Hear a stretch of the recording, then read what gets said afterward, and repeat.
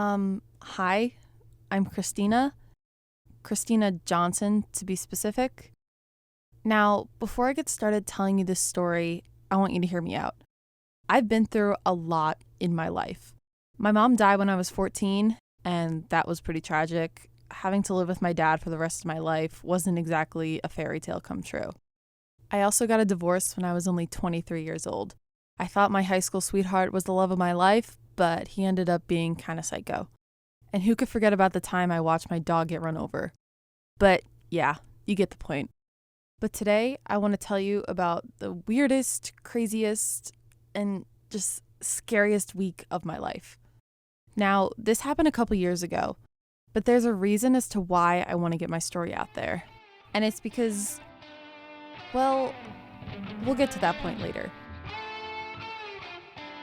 This is FourFinger, the story of a group of friends finding out that their time left to live is limited, but it's done so in an unusual way.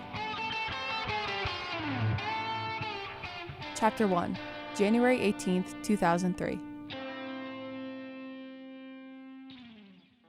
High school was never really a fun place for me, because I guess I was never really the social type. I went to a pretty big high school. My class was like 950 kids, something like that. I don't really know. Like I said, I had that boyfriend, and looking back, I kind of regret it, but that's young love. I did make this one group of girlfriends, though. We all met in the back of Mr. Hesse's chemistry class in sophomore year.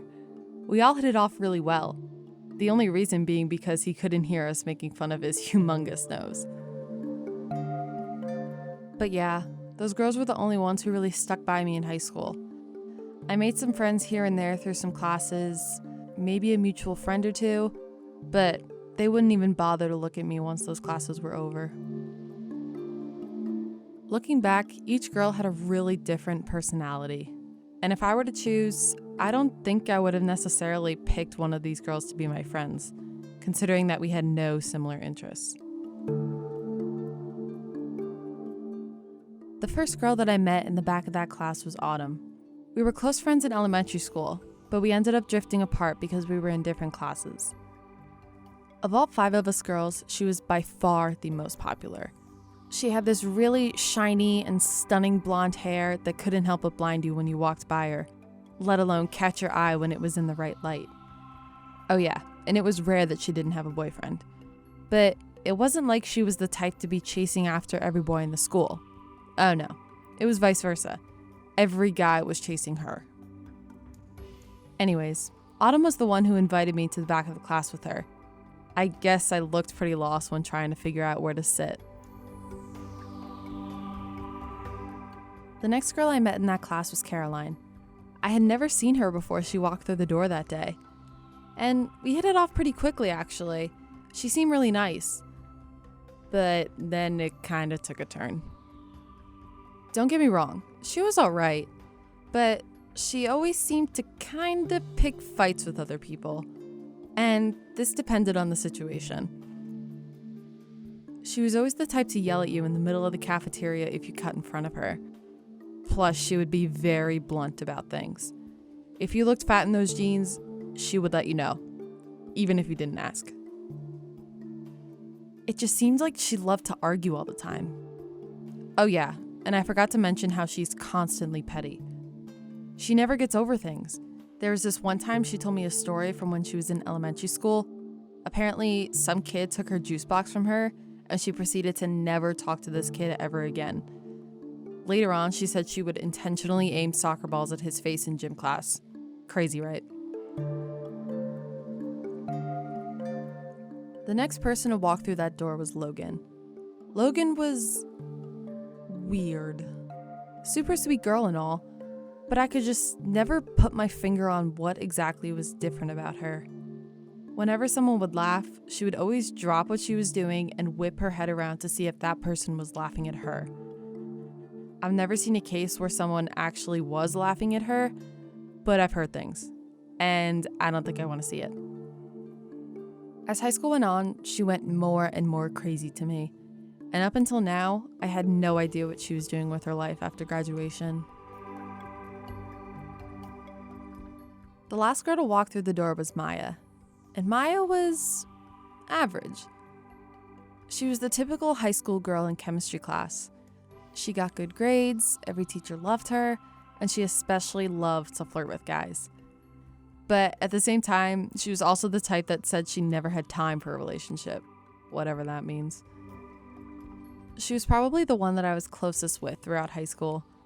We would always have sleepovers at each other's houses, go to the mall together, but the most special thing to me was that we would always be there for each other when we were going through something rough. And that seemed to be once a week for me. And unfortunately, we had a pretty nasty falling out towards the end of high school. I knew she went to Duke University, but I hadn't actually spoken to her until now. And of course there's me, but you know me already. So with that being said, I'm sure you're wondering what this has to do with that crazy week of mine. It actually involves all these girls. Like I said, Autumn was the type to constantly have a boyfriend. So guess what? She got married straight out of college. She had taken a gap year after high school to focus on herself apparently, then went to Clemson. Full of school spirit, you know? She got engaged at 22 and actually invited all of us girls to be her bridesmaids. Don't ask me why. I knew she had tons of friends from Clemson that she could have used, but she said something along the lines of going back to her roots. I don't even know. It was free drinks for me. That's why I said yes. So long story short, she put all of us in a group chat. She got all of our confirmations, and we went up to the mountains to a cabin for the weekend, specifically her bachelorette weekend. And here we are. This is what I've been meaning to tell you. We were scheduled to go up to the cabin on Thursday afternoon and come back Tuesday morning, making those 5 nights the worst 5 nights of my life. I didn't want to sit in a cabin with no TV or radio for 5 nights. I was dreading it. Autumn was going up by herself on Wednesday night, just to get the place ready for us. I thought that the bridesmaids were supposed to surprise the bride with all those bachelorette weekend celebration kind of things. But I don't know, I wasn't exactly complaining. So out of the blue, I contacted Maya to see if she wanted to drive up there together. And she actually said yes. Even though we had that rough falling out, I don't think I would want to drive up there with any of the other girls. I was nervous to see how the 30-minute drive was going to go, but it went pretty smoothly. She picked me up around 5 that night, and we had some good conversation. She did bring up how I was kind of a jerk to her during our falling out, but I understood what she meant. I was pretty rude. Long story short, we got to the cabin. It was nice and all. It just had this eerie kind of feeling to me. I wasn't really sure why, but you'll see as the story goes on. Thanks for listening to Chapter 1 of FourFinger. Tune into Chapter 2 on November 12th to find out what happens next in Christina's unusual story. Listen to more FourFinger on Libsyn, Apple Podcasts, and Spotify. Follow our social media at FourFinger Podcast on Instagram, Facebook, and Twitter. Be sure to be on the lookout, especially for yourself.